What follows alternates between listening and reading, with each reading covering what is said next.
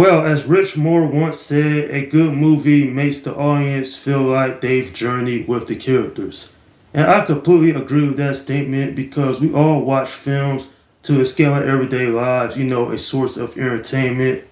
And while this is my list, it doesn't mean it's the right list, but it is my opinion. Now, like I said every year, I haven't seen every film that came out this year. And the movies that I did see, some of them I haven't done reviews for because, well, life happens. Alright, ladies and gentlemen, I know your time is precious, you got things to do, so let's go ahead and get down to it. Number 10. Now, is the MonsterVerse perfect? Of course not, but Godzilla X Kong The New Empire brought a lot of joy to me. I always had a lot of fun with this cinematic universe. Sure, some of the stories are not great, and in this, the human characters, they're not that interesting, but hey, we all show up to see Kong do his thing.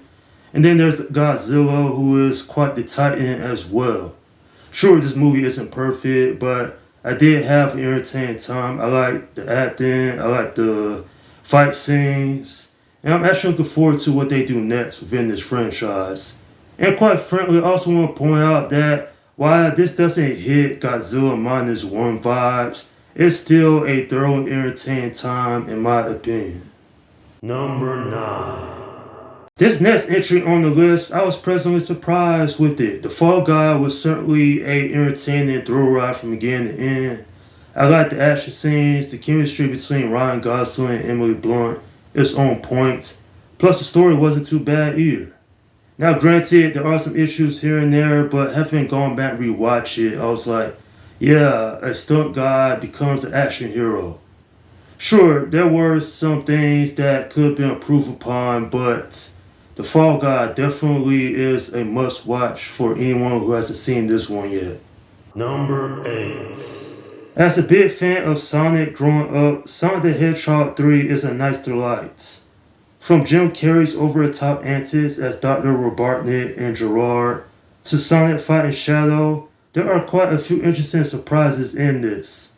The kid in me was so happy seeing this because 2 decades ago I never could imagine we could have gotten a Sonic trilogy, which is better than a lot of video game movies out there. And for fans of the character, both new and old, there is something that everyone can enjoy out of this one. Number 7. Now, this next entry on the list really stood out to me, and that is Abigail. Seriously, I had a lot of fun with this. It kind of reminded me of the Lost Boys, bringing things back to basics, not trying to overcake the plot, characters you actually care about, and of course, some nice music along with some great acting.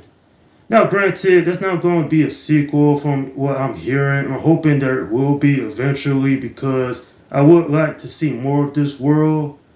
But what makes this actually such an interesting vampire movie is that it doesn't do anything stupid, it actually just makes it real simple and not overcomplicated, which I think a lot of people appreciate this being one of the better vampire films that is out there. Number 6. The Alien franchise has been around for 4 decades, but Alien Romulus definitely put the series back on track. Seriously, there is so much that was fondly remembered from this. The characters, the acting, particularly the story. Just like the original 1979 film, a group of characters go to an abandoned space station, and well then, that's when all chaos happens. What I liked about this one is that it's not just nostalgia, it actually made it scary again, something that was desperately missing from this franchise. Definitely one of the scarier movies in the Alien franchise, and probably one of the most anxiety-inducing as well. Number 5. Yeah, this next entry on the list, well, it made me impressed. Challengers definitely had a lot going for it. The story, the 3 main characters' love triangle, the music, plus there's Zendaya. Need I say anything else more?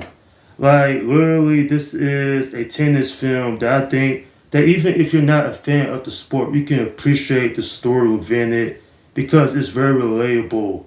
You get engrossed with these characters, and ultimately, I thought the ending was very well done as well. Number 4. This next film on the list, well, it made me quite emotional because, well, it's Inside Out 2.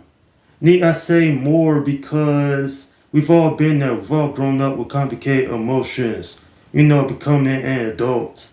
It definitely is something very relatable to everyone out there. Plus, there isn't any real antagonist here. It's all about having heart, not losing that innocence. And that's something I really appreciate from Pixar because, not gonna lie, I thought this one was going to suck. But I'm glad it actually ended up becoming one of my favorite animated movies of this year. Number 3. In fact, this next entry on the list is another animation, that is The Wild Robot. This one, wow, I just say it's awesome for more reasons than one. The voice cast, the story, the character of Ross taking care of Bright Bill. I got emotional at more than once. And that's something that animation films have done really well over the years. But this is like S tier. Definitely, I would recommend this. In fact, if you haven't seen this one, give it a chance because you won't be disappointed. And that's why it's so high on the list because it deeply had affected me. Number 2. Yeah, I think we all can agree that CBMs have struggled significantly this year, but Deadpool and Wolverine stands tall among the rest. There is so much I really loved about this. The acting, the chemistry between Hugh Jackman and Ryan Reynolds. Speaking of which, I thought Hugh Jackman would never play Wolverine, but here we are in 2024, talking about how great of a character he is, and just his whole film overall. Now, honestly, this could have been a dumpster fire, but thankfully, it ended up being one of the best comic book movies, probably in the last couple of years. Only because Marvel Studios have struggled with their recent string of films. But the thing is, this is quite rewatchable. Even all of this time later, I could look upon it and say, Marvel Studios, they still have it because a lot of us have doubted them over the years. Number 1. At last, but certainly not least, it's a film that I thought was going to be top. I saw it earlier this year, but it never was, and that is Dune Part 2. Seriously, the characters, the span of the lore, just how everyone in this did such a great job acting, and overall ended on a badass cliffhanger. Like, this is the type of movie that I could watch along with the first one and just have a 5-hour epic journey. I don't know what the third film's going to be about because I'm not familiar with the characters from the books, that is. And this is quite a film that definitely left me in awe because it has some great storytelling within it. But more importantly, it also is a film that just wasn't outdone by anything else I saw this year. And well, there you have it. That's my favorite movies of 2024. This was quite an interesting year in films because making this list, well, it was difficult. I'm not gonna lie, it was quite of a struggle. I was like, what else gonna put on this list? Anyway, though, I want you guys to go down below in the comment section and let me know what was your favorite movies this year.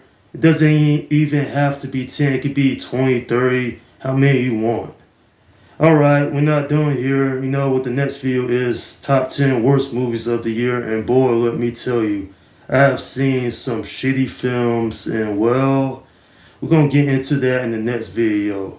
Alright, y'all. This is Slum Guy 172 saying peace out.